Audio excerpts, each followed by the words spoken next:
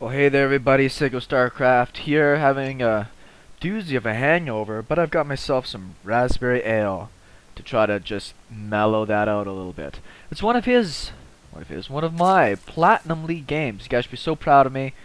The Starcraft gods deemed that it's time for me to return to the Platinum from whence I came. And it's a game against Davey, who's also in the Platinum League.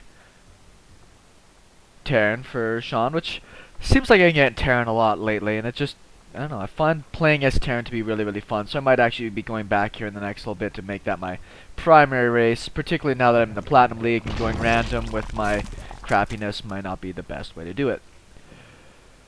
So yeah, getting up into Platinum League, that was actually kind of a good and bad thing, I suppose, from my point of view. I thought it was really fun to just stay in gold and kind of, walk through a few things. But I managed to get up to like the first in the gold ladder, and then it put me down to number 2 because I didn't play for a week or two, and then I played one game. It's like, welcome to Platinum. I'm just like, now people are going to get a lot better. And I've been playing against some Platinum people anyways when you're kind of at the top of the gold league. But there's going to be less chance of having people that are complete slouches to kind of walk all over in any aspect. See, Davey's going to be going for, looks like a expansion, unless that's just his scout timing. Nope, it is just a scout timing.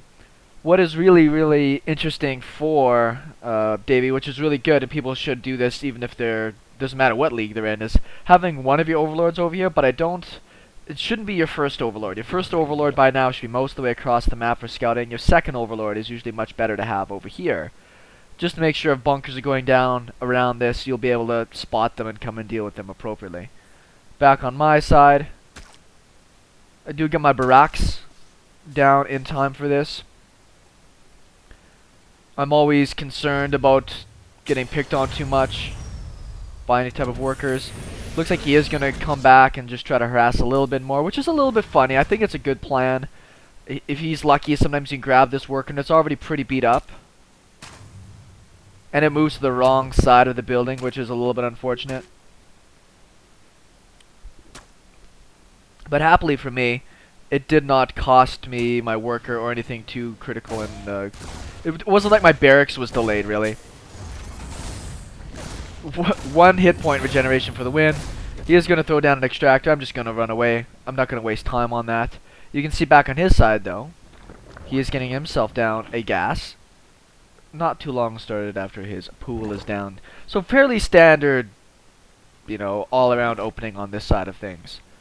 What I think would be really good is to just come in here and grab any type of worker kills, but obviously you can see there isn't any that are too easy for me to snipe, and Zerg players are smart enough now that they generally don't start moving drones down into their natural until the queens are out. Right now this is good. I'm just going to try to delay a little bit of his mining time, which is, already starting to help pay for itself, and I want to force him out, or force him into getting lings out, instead of more workers, or instead of getting up into roaches or his actual tech. The beauty of going for this Reaper play, and I tell people that are also aspiring Terran players, if you do this against a Zerg player, particularly in the lower leagues, what you can get, which is really nice, is you force your Zerg player to be able to get more lings out. When they don't want lings, they obviously want workers. And you see he's getting lots and lots of queens, which is, I believe, a more appropriate call than more lings.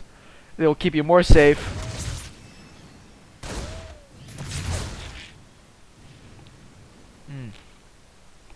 But you can see I'm continuing to build lings here. I decided to go for a bit more of a funky strategy. I'm actually going to go up to 4 Reaper opening, followed up by my standard 2 factory Blue Flame Hellion support. It's really fun, does a lot of work, it just puts in tons of work, this strategy, and I'd highly recommend it for people that just want a really good opener, because it transitions well into the rest of your game, and it's also extremely good. It would be nice to snipe that creep tumor. It's also extremely good at keeping you alive against just about anything the Zerg player can throw at me. You see he's getting even more lings now with his workers, and no roach warren still, which would obviously allow him to deal with these Reapers a lot better. He does see all my Reapers, but there's a really fun thing about this map, is that you can actually get into the main base with Reapers. People know that or not. At home I do have my command center finished. I have my factories going down. You can see he's droning up really heavy right now. I was hoping to be able to get that queen. He does a good job of trying to go for a surround, and I just as well do a good job of getting out of there without losing any of those Reapers. Those Reapers are very important to my strategy. They regenerate health, so they actually are the ones I want to tank any damage when I push in. He supply blocked himself, but you can see his economy is sick. It's essentially double mine, if not more by now. He's going to try to get a bit of a wall off. On my side of things, this is a very risky point for me here, is because if I don't do the damage that I need to with this double factory build, I essentially will just end up losing the game and getting overrun. And I don't want to get overrun. Getting overrun is bad.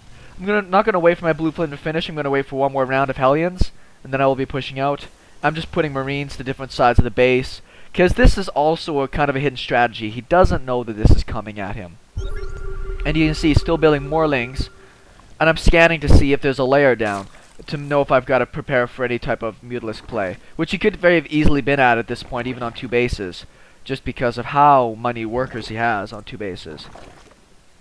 Overly out of 50, so double mine. What can you do? So here comes the big push.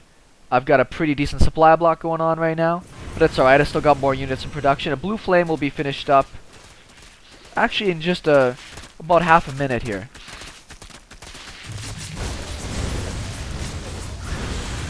That'd be nice if I could grab that creep tumor as well. So he's got essentially nothing really good here to deal with this. I'm accidentally hitting the Evo chamber, which is not what I wanted to do.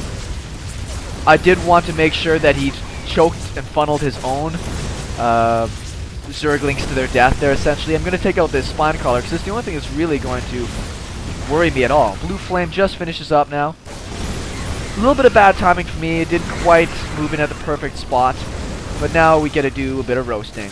More zerglings on the way. He's missing his injects because his queen was killed. So he's actually pretty flustered right now. He does have an inject over here, but it's about to expire. And that's the great thing you can do against a Zerg player with strategies like this, is unless they have the exact counter, it's so hard for them to deal with this, just because of it's so taxing on the APM. They've got to control the units so perfectly. Things die so fast to these units. I'm putting all my units into good chokes here, so it's very hard for them to attack. I mean, obviously it's nice for him that he's got... Nope, he's down to 17 workers. So Shani is doing okay. He's building a few more workers right now, but it really isn't going to do him too much good. I do want to kill off these queens. They're one of the few attacking units left really for him. So if I take out the queens, I feel like I can hurt his economy. His inject's pretty good.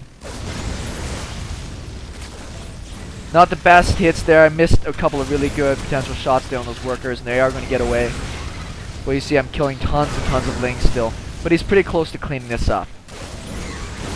The big problem for me is, now that's essentially about to die, is back home. I do have my next push coming out here, more blue flames and some tanks this time, but I don't really have a great setup. I'm just finally going to be expanding, finally getting out the rest of the army that I need. But at this point, the guys lost 46 workers by the 12-minute mark.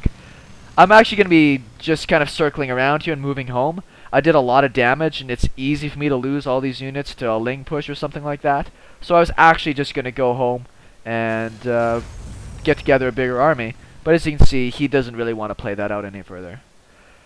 Really fun strategy.